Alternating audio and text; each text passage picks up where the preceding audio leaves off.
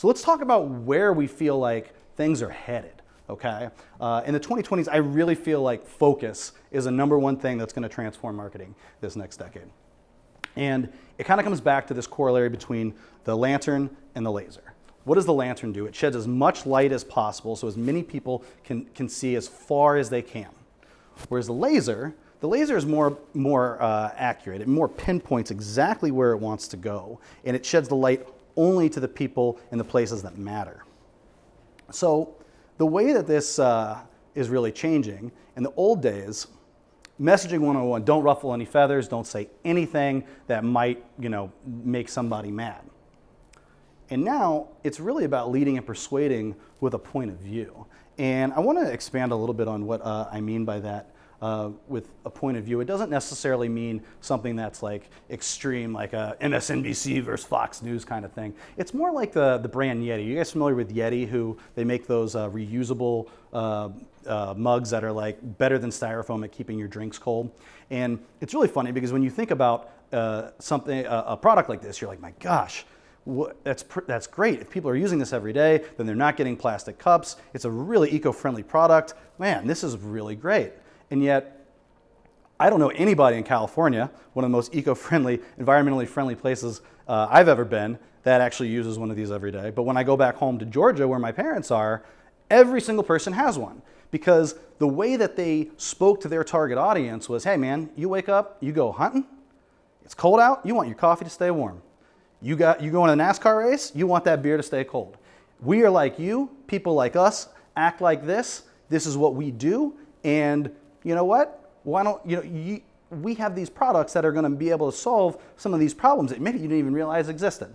And so all across the southern states and more rural areas in America, people are refilling these every single day and not using plastic. And they've really created one of the most eco-friendly products of the last decade by advertising and resonating with people that you never would think that would be the type of people who would jump on board.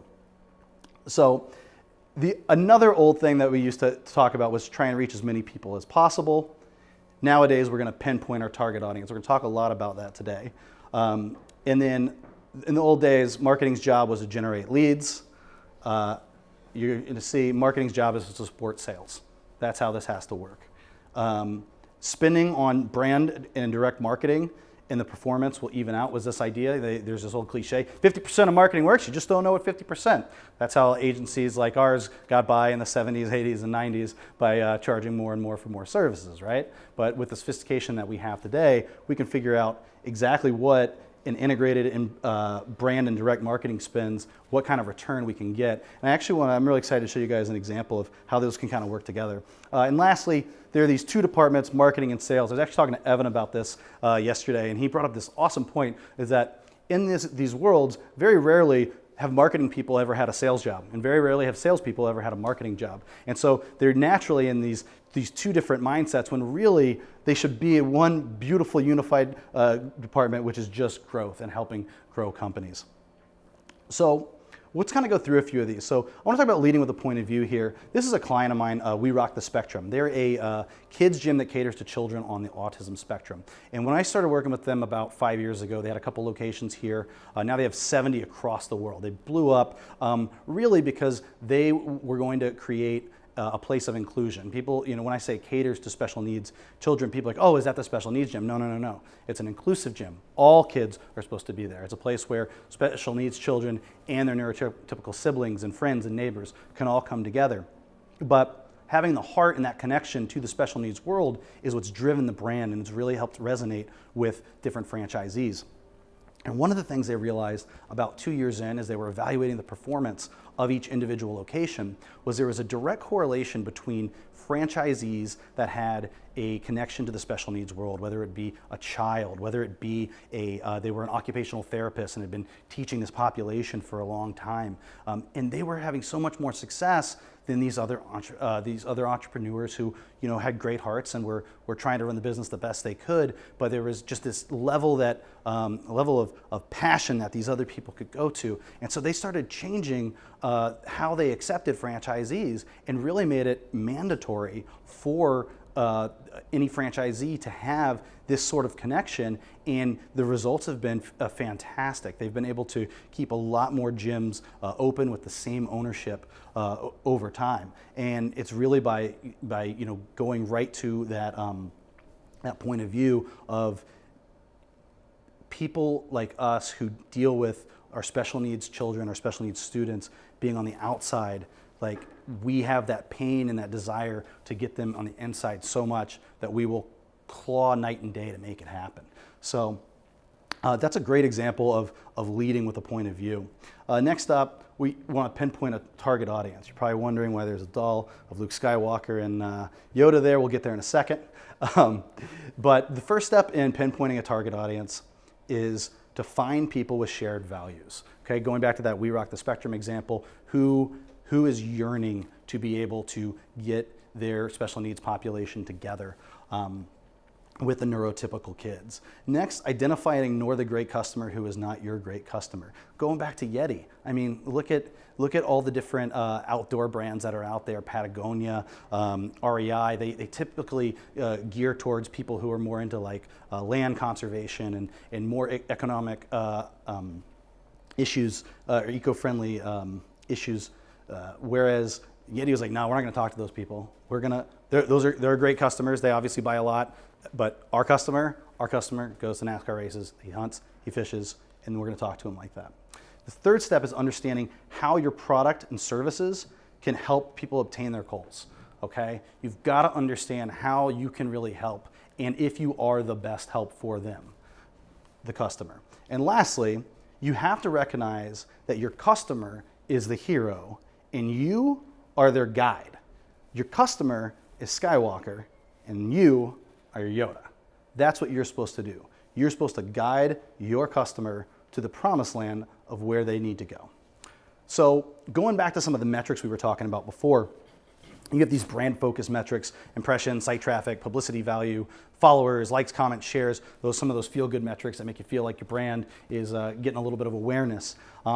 But really what you want is for those to directly correlate to your conversion metrics, which are more sales purchases, form fills, marketing qualified leads, sales qualified leads. If you're an e-commerce store, promos redeemed. And these two can really play with each other pretty nicely. I want to give you an example of how Facebook advertising has made this pretty easy to do. So you start off, so let's say as our company, I wanted to start reaching out to different companies in the spaces that we like to work with and try and, we're going to advertise to them with a video. Okay, and so we spend a lot of money to go to these demographics. We're going to pick the cities, the areas we want, the type of job titles, all that fun stuff, interests, and all we're going to do is we're going to put a video out towards them, and we're going to figure out who is watching the video for 30 seconds or more. And what we're going to do is Facebook allows you to then put them in a custom audience. The custom audience rules we would create would be people who've watched our brand video for at least 30 seconds. So we're going to put them in a pool as a custom audience. Now, Facebook has a lot of different cool things with custom audiences. Okay, you can get an email list and literally just do Facebook advertising towards that email list.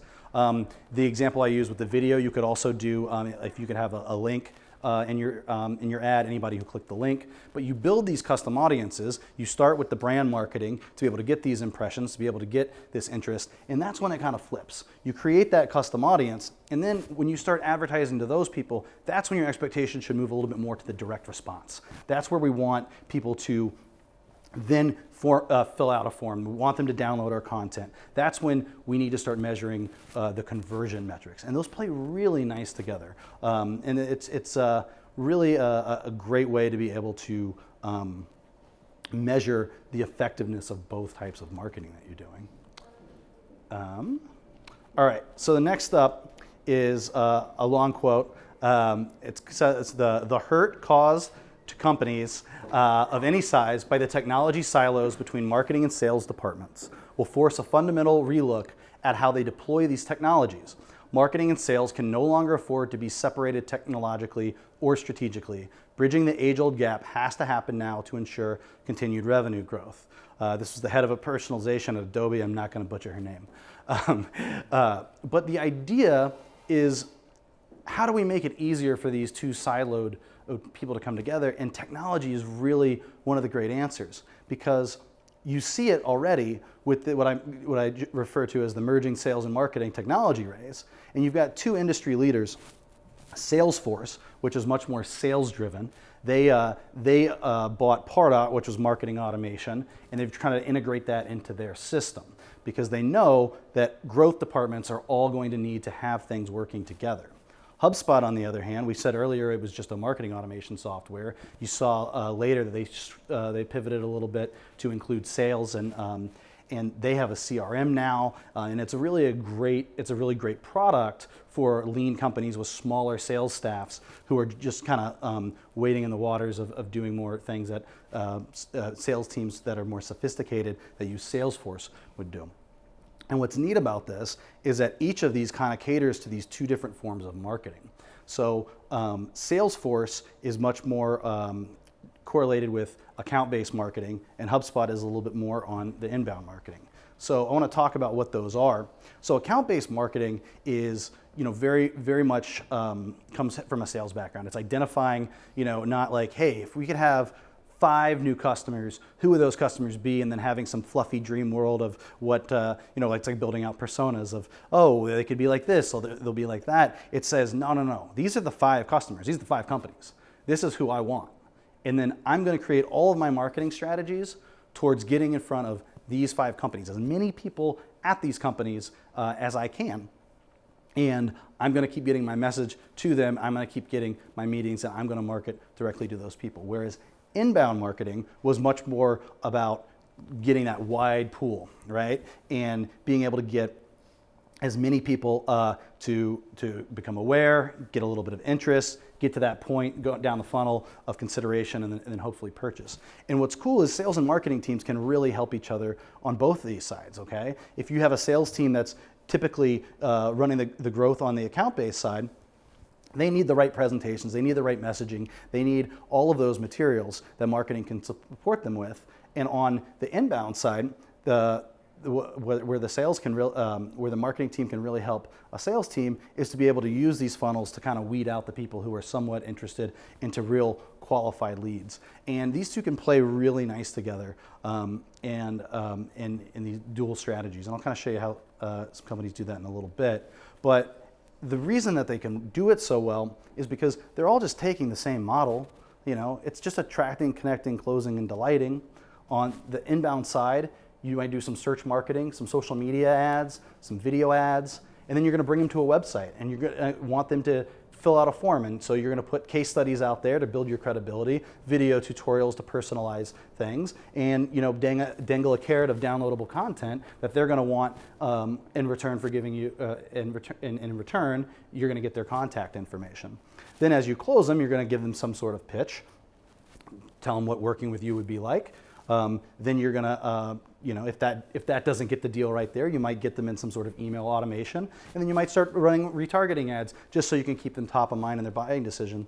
And then to delight them, educational emails. You can have them follow you on social media, educational blog posts. Now, on the flip side, on ABM, much more of a sales-driven focus. This is where you can get your, attracting by getting referrals, prospecting, doing some LinkedIn connecting, any cold calls or emails that way.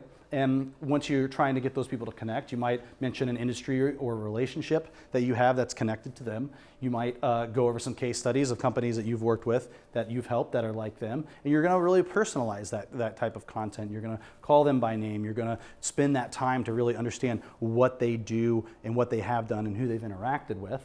And then very similarly, you go in the close, the vision pitch, you go to email automation. Sales is known for a little bit more of experiential entertainment, to use the cliche of the, closing a deal on the 18th green after you let the prospect win in golf. That's a perfect example of how companies still do that today. And you can delight people by taking them out to dinner, participating in events that they're at, or highlighting them in their content, in your content. Just two different ways of doing the same thing to help help that growth and being able to help really remove those silos of marketing and sales. I think this thing works better when I'm over here. Because at the end of the day, all you're trying to do is create a continuum where you're attracting and connecting prospects, closing them into customers, and delighting them enough that they become your biggest salespeople, and then they're helping you attract, connect, close, and delight. It's just a big continuum you're going after. So let's talk about the stakes here, okay? All right?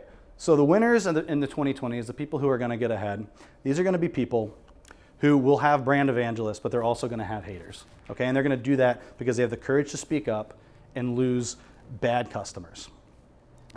Really, it's not even losing bad customers. It's losing great customers that aren't theirs.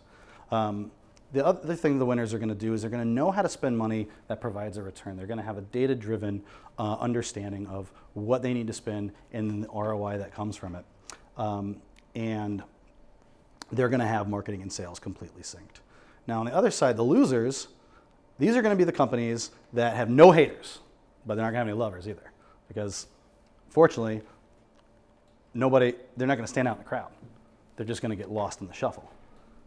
And they're going to continue to struggle, figuring out how to get marketing and sales to work together. And then they're going to keep spending on ideas and, oh, what if we did this? What if we did this? Instead of having a proven formula that they've built out. So what exactly does the promised land look like for these companies in, let's say, 2025? I really think there's going to be about 4 things. First one is the central technology for the sales and marketing, the system that's going to connect the CRM, the automation, and even customer support.